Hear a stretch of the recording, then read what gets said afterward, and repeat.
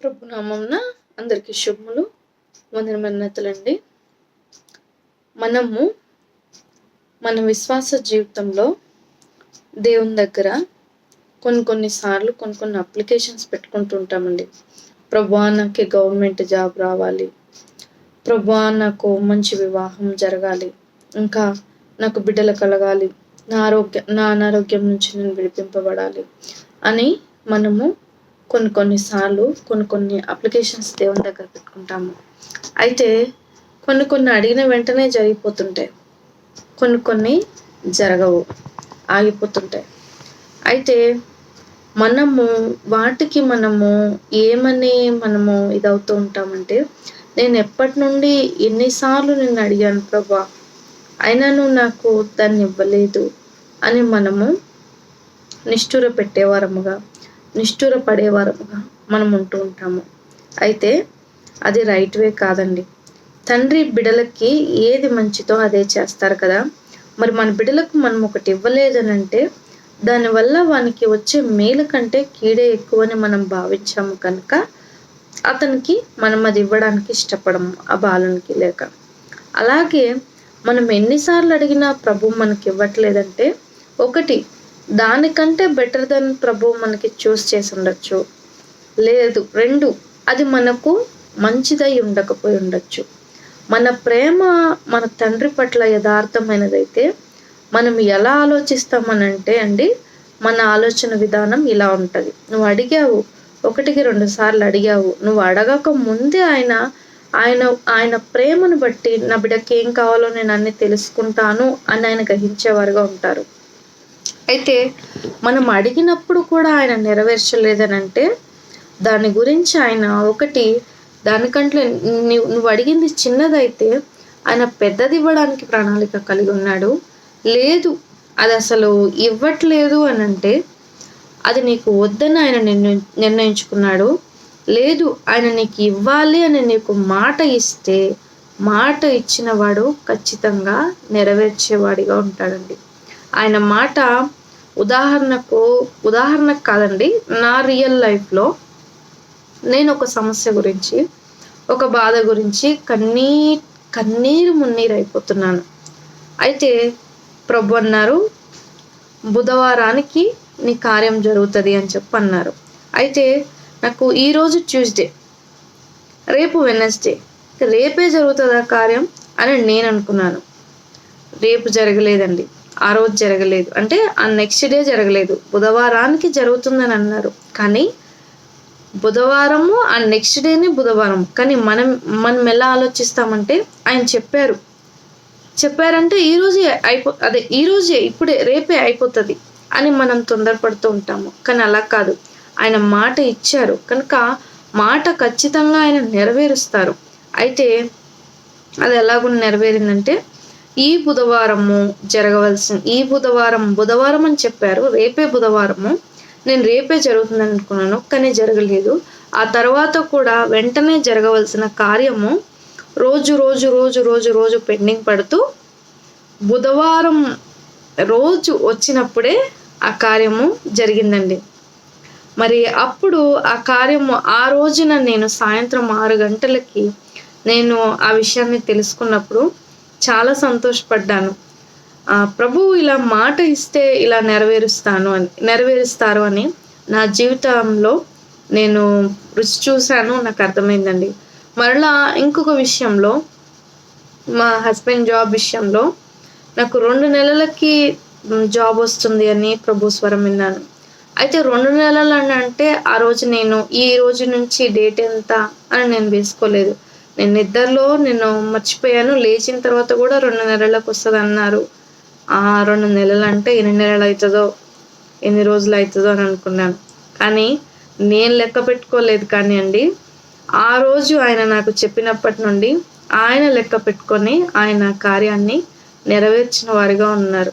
అలాగనే ఆయన ప్రమోషన్ వస్తుంది అని చెప్పారు, అలాగనే పదోన్నతిని ఆయన దయచేశారు.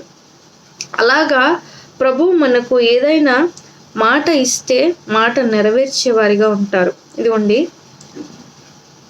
యెషయా 38వ అధ్యాయము 14వ వచనము. మంగళ కత్తి పిట్టవలను ఉదయ కొరుకు వలెను నేను కిచకిచలాడితిని, గువ్వ వలె మూలిగితిని. ఉన్నత స్థలము తట్టు చూచి నా కన్నులు క్షీణించెను. నాకు శ్రమ కలిగెను, యెహోవా నా కొరకు పూటబడి ఉండెను. నేనేమందును? ఆయన నాకు మాట ఇచ్చెను, ఆయనే నెరవేర్చెను. ఏమంట? ఆయన నాకు మాట ఇచ్చెను, ఆయనే నెరవేర్చెను. అలాగున ఆయన మనకు మాట ఇస్తే ఆయనే నెరవేరుస్తారండి. ఆయన దగ్గర మనము మాట తీసుకుందాం. ప్రభు నిన్ను అడుగుతున్నారు, మన మనస్సాక్షికి మనం సమాధానం చెప్పుకుంటున్నాం. నీకేం కావాలి నాయన మనల్ని అడుగుతున్నారు. నువ్వు ఏం వరం కోరుకుంటావని మనల్ని అడుగుతున్నారు.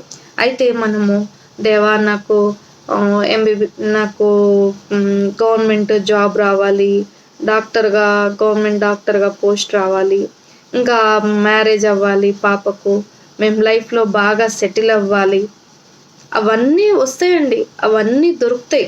అవన్నీ ప్రభువుకి ఒక పాదముల చింత, ఒక దుమ్ము లాంటివి అన్నమాట, మట్టితో సమానం ఆయనకు. ఎందుకంటే ఈ భూమి మీద మనం బ్రతికినంత కాలము కూడా మనము మట్టిలా ఉండి మట్టిలాగే జీవిస్తున్నాము.